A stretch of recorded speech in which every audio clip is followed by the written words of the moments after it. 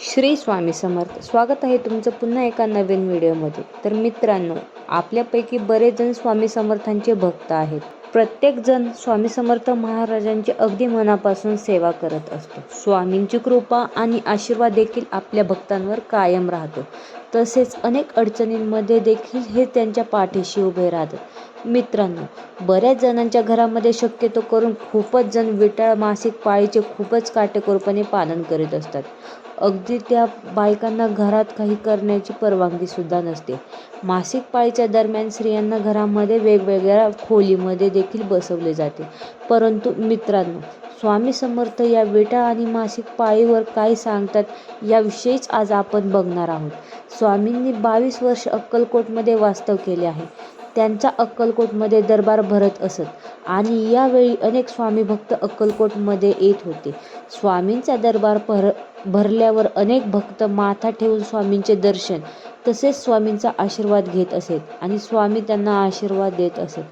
परंतु जर का एखाद्या स्त्रीला अडचण असलेली बाई, म्हणजेच जिला विटाळ आलेला असेल, ती बाई गर्दीतून दूर बसून आपले दर्शन घेत आहे असे जेव्हा स्वामींना दिसले, तेव्हा ते स्वतः उठून त्या बाईकडे जात तिला आपल्या हाताने प्रसाद भरवत असत. विटाळ या शब्दाचा त्यांना खूप राग होता. स्वामी म्हणत की बाई ही आई आहे, आई कधीही विटाळशी होत नाही.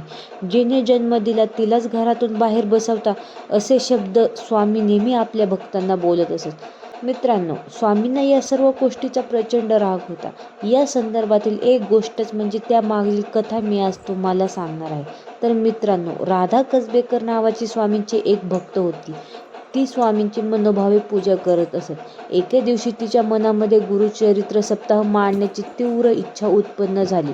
उद्यापासून सुरुवात करावी का असा ती विचार करत होती. परंतु तिच्यासमोर 2 अडचणी होत्या. एक म्हणजे दुसऱ्या दिवशी अमावास्या होती आणि दुसरी म्हणजे तिची मासिक पाळीसुद्धा त्याच आठवड्यात होती. त्यामुळे काय करावे या विचारात राधा पडली होती. आता काय करावे, यावर उपाय काय, असं म्हणून ती विचार करू लागली. शेवटी तिने स्वतः जाऊन स्वामींना विचारायचे ठरवले. ती स्वामींकडे गेली. मठामध्ये गेलेल्या स्वामींना नमस्कार करून काही विचारायचे आतच स्वामी तिच्यावर गरजले. राधे, ही अडचण अमावस्या तुमच्या लोकांसाठी असे काही नाही. आमच्याकडे सगळे कसे स्वच्छ आणि लखलखीत आहे. तू कोणतेही विचार मनात न आणता जाऊन गुरुचरित्र वाच. वाचण्या अगोदर माझ्यासाठी पेलाभर दूध मात्र ठेवायला विसरू नकोस. गुरुचरित्र वाचून झाले की ते पटकन पिऊन टाक. अडचण बिडचण कुछ नाही, जाओ इधर से, असा उपदेश स्वामींनी राधेला दिला. स्वामींचा उपदेश ऐकल्यानंतर राधा तिथून निघून गेली. त्यानंतर स्वामींनी सांगितल्याप्रमाणे तिने गुरुचरित्र वाचण्यास घेतले. पेलाभर दूध सुद्धा स्वामींना ठेवले. राधाचा सप्ताह सुरळीत पार पडला. उद्यापनाच्या 2 दिवसानंतर तिची मासिक पाळी सुरू झाली. मित्रांनो, स्वामींना सुद्धा विटाळ, सोवळे, ओवळे या गोष्टींचा प्रचंड राग होता. स्वामी अनेक लीला दाखवून भक्तांच्या मनातला अंधविश्वास, अंधश्रद्धा धुडकावून लावत असे. स्वामींनी आपल्या भक्तांना मार्गदर्शन करताना अशा प्रकारच्या अंधश्रद्धेवर प्रहार केला आहे. या कलियुगामध्ये चमत्काराशिवाय नमस्कार नाही, हे तत्त्व ते पूर्णपणे जाणून होते. मित्रांनो, स्वामी कायमच अंधश्रद्धेवर प्रहार करत राहिले. म्हणून मित्रांनो, श्रद्धा आणि विश्वास ही भक्तीची 2 रूपे आहेत.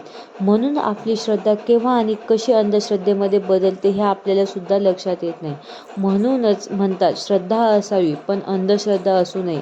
मित्रांनो, विटाळ वगैरे पाळण्याचे नियम मानवाने आपल्या अंधश्रद्धेमुळे सर्वत्र निर्माण केलेले आहेत. मात्र स्वामींच्या यावर जराही विश्वास नाही. विटाळ पाळणे या गोष्टींचा स्वामींना खूप राग येतो. या अंधश्रद्धेपेक्षा आपण कोणतीही सेवा अगदी मनाने आणि श्रद्धेने केली तरच स्वामी आपल्याला प्रसन्न राहतात, हे मात्र नक्की आहे. तर ही गोष्ट स्वामींनी आपल्या मासिक पाळीबद्दल इतरांना सांगितलेली आहे. जर तुम्हाला व्हिडिओ आवडला असेल तर व्हिडिओला लाईक करा, कमेंट करा, शेअर करा आणि आपल्या चॅनलला सबस्क्राईब करा.